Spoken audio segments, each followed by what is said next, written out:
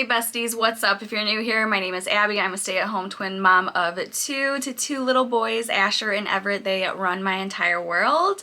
Thanks for watching this video. We're gonna do a quick Q&A today. I asked my Instagram followers to drop a couple questions they had for me, and I would utilize the boys' nap time to answer them. And a really good one to start out with is, how do you get ready for the day though? My baby just sits and screams. So utilizing nap time, as I am to film this video, nap time is key. So when they wake up in the morning, we do our morning routine. When they go down for their first nap, I try to get ready during that first nap. As a stay-at-home mom, I just feel like 100 times better if I get myself somewhat ready during the day. Doesn't have to be anything crazy. I still rock just leggings, fuzzy socks, and maybe a sweater. Throw on like a 5-minute makeup routine, and I utilize my hair for as long as I possibly can. I think I'm on day 5 or 6 of this and it needs washed. Next question, what is your favorite Starbucks order? So I don't feel like I do anything crazy when I go to Starbucks. It's usually generally just some form of cold brew. If it's winter, I always go for Irish cream, and any other time I usually go for just like the salted caramel cold brew. If I'm feeling really crazy and need a little kick of energy, I'll add a shot of espresso to it. But I recently just invested in the Nespresso Vertuo Next.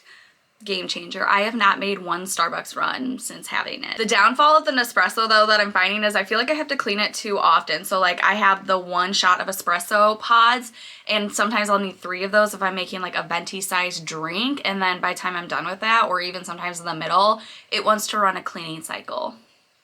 And I'm like, can you please just wait? I don't have the time or energy for this. So if you follow us on Instagram, you know that the boys have a 7 a.m. wake up every time. I think it helps keep us in a solid routine if we get up at the same time every single day, regardless of how our night went. So with the boys waking up at 7 a.m., what time do they go to bed then? We've slowly been trying to push it back, but we start our like nighttime routine around 6:15. We're trying to push it to 6:30. So the boys get a bath every single night, as long as we're home and we're not out doing something, because that tells them in their mind, hey, it's time for bed, not just nap time. So every single night they get a bath.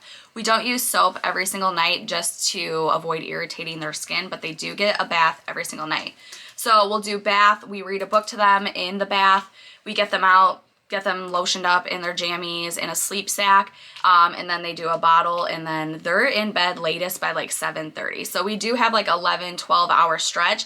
They're not sleeping that straight though, don't get that twisted. But our nighttime routine has gotten like so much better, so much more predictable when we have that bath in there. They usually are only getting up once in the middle of the night to eat now, sometimes twice, but honestly I'm so thankful for that. I used to like cringe when people are like, oh my god, my baby's sleeping through the night, and I'm like, fantastic, but mine's not, and I'm up 4 or 5 times a night with both of them. So it has gotten so much easier for us, and I'm thankful that they're starting to like finally give us longer stretches of sleep, because I somewhat feel like a human again. The next question is, how are you enjoying the Mom Cozy pump? You guys, honestly, I'm loving it. If you're following along, you know I've spent about 45 days relactating now. When I first started pumping after the boys were out of the NICU, it was not it for me, okay? And then we formula fed strictly for about 2 months, and I kind of had this thought to relactate, and just one day started pumping and have been on a relactation journey since. We are not fully breast milk because I'm not supplying them enough breast milk for the day, so we are combo feeding.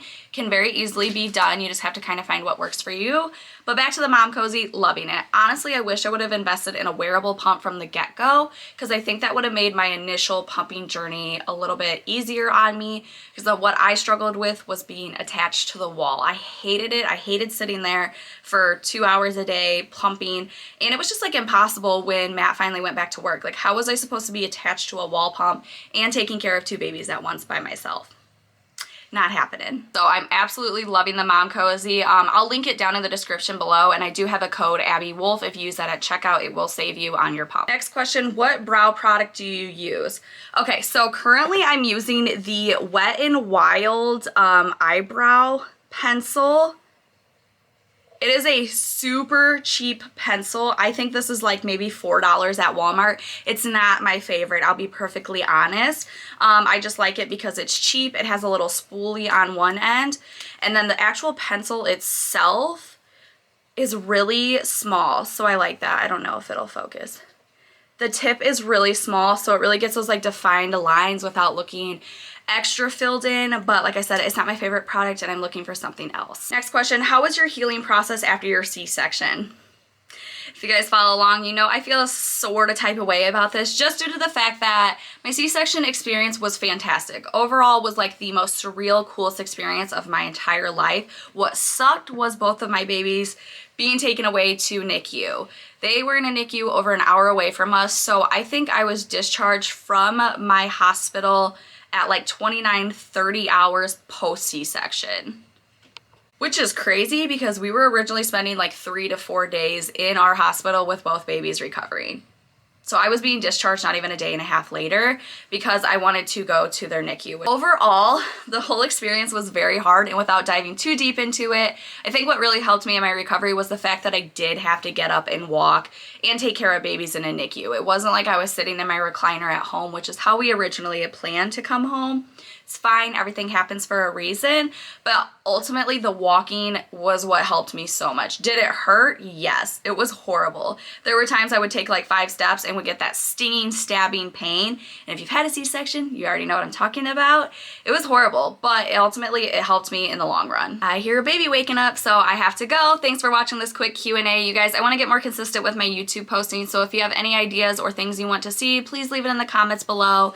And if you have any business inquiries, please email me at abbiewolfbiz@gmail.com. I will post it on the screen here as well.